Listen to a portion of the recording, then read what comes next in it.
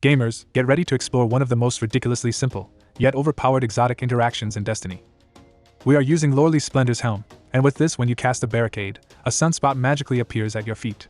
Stand in this sunspot, and you're suddenly a solar juggernaut dishing out insane amount of damage, regenerating abilities at a crazy pace, and any enemy daring to step into your sunspot gets scorched. This isn't even the best part.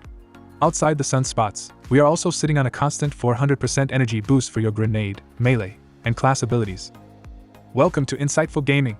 Today, we're showcasing a build that's been around but is set to shine like gold in Season 23. The star of this show is the Loreley Splendor Helm. This beast of a helmet comes with the exotic perk Cauterizing Flame. Whether you're critically wounded, fully charged with class ability energy, or simply casting a Barricade, you'll create a sunspot right where you stand, increasing your damage, and boosting your healing effects like crazy. Before we dive into the nitty-gritty, a huge shout out to all my channel sponsors, the channel members. You guys are the backbone of this channel. If you got value out of this guide, hit that like button, drop a comment, and don't forget to subscribe for more incredible builds and top-tier gaming advice. Now, let's deep dive into this epic build.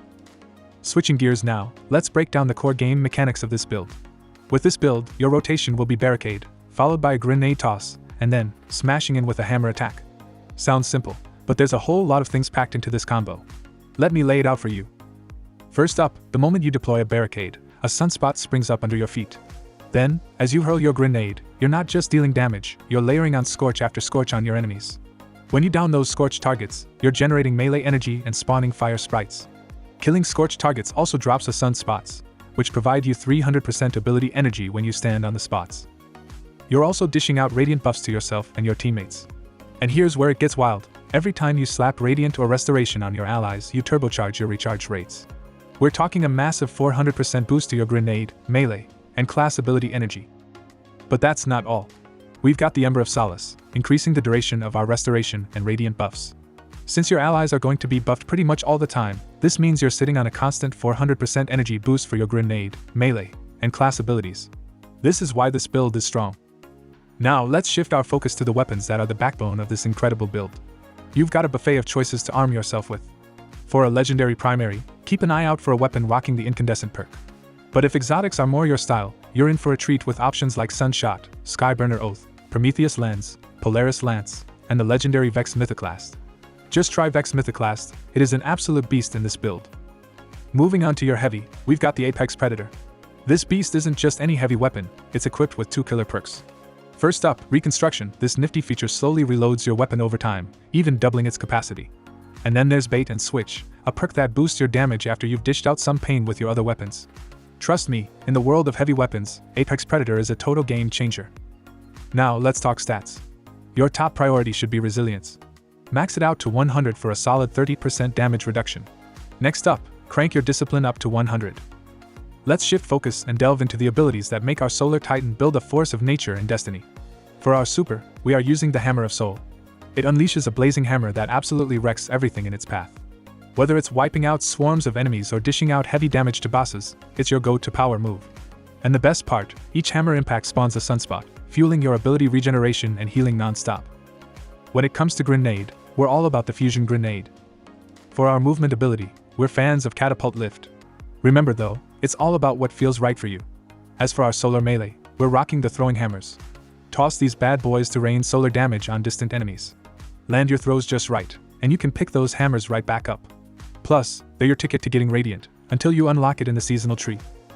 Now, let's talk about the aspects that set our Solar Titan build on fire. First up, Roaring Flames. This aspect cranks up the heat, boosting the damage of your solar abilities. It stacks up to 3 times, ramping up your solar ability damage with each final blow from your solar abilities or ignitions. But the real game changer is the Soul Invictus aspect. Defeat enemies with solar abilities or Hammer of Soul impacts, and you'll spawn sunspots.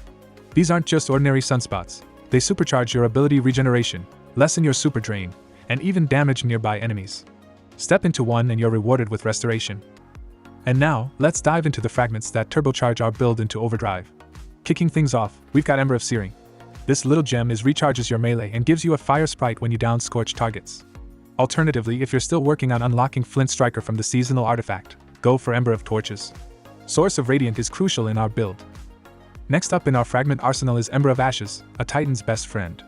It layers on those extra scorch stacks with your solar abilities and weapons, turning up the heat with each hit.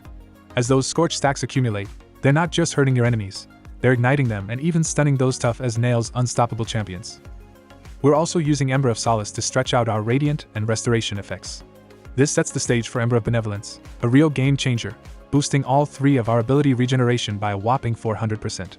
With the use of Radiant, we can buff ourselves and our allies on demand, and Ember of Benevolence turns that into an ability regeneration powerhouse. Now, let's shift our attention to the armor mods that are the secret sauce of our build. Starting from the top, our helmet is decked out with Harmonic Siphon. This mod is like an orb factory, turning your quick solar weapon kills into orbs of power. Then we've got Ashes to Assets. Every gruh-naid kill not only wreaks havoc, but also fills your super energy tank. And of course, we can't overlook Heavy Ammo Finder, ensuring a steady supply of heavy ammo. Moving on to the arms. First off, we're packing Bolstering Detonation. This mod is key in regenerating class ability energy whenever our gruh-naid deal damage. Next, we've got Firepower, perfect for churning out orbs of power on gruh-naid final blows. Finally, gruh-naid Kickstart is there to boost your gruh-naid energy when you're running on empty, using an armor charge in the process. Dropping down to the chest piece, it's your playground for 2 defensive mods. Mix and match to suit your combat style. And don't forget to add a charged up mod to increase your armor charge stack limit. For the boots, we're strapping on Invigoration. Every orb of power you pick up slashes your melee cooldown, keeping your combat flow smooth. Combine that with Insulation for even faster class ability recharge with each orb. And for an extra layer of firepower, we're using Stacks on Stacks, doubling your armor charges with every orb collected. If you're feeling adventurous, swap out Stacks on Stacks for elemental charge. Finally, on our Titan mark, we're running the Bomber mod, cutting down your gruh-naid cooldown with each class ability activation. Next up is the Reaper mod, creating power orbs with every weapon kill following a class ability use. And to tie it all together, Powerful Attraction swoops in, automatically scooping up nearby orbs of power whenever you use your class ability. Alright, let's shift gears and check out the seasonal mods that are going to turbocharge your build into overpowered territory. First up, the first row. Here, just grab the anti-champion mods that sync up with this week's meta. Moving on to the second row, we're picking Kindling Trigger. This mod is like a spark to a flame. When you're Radiant, your solar weapons start applying Scorch to those not yet scorched enemies. In the third row, we are picking Flint Striker.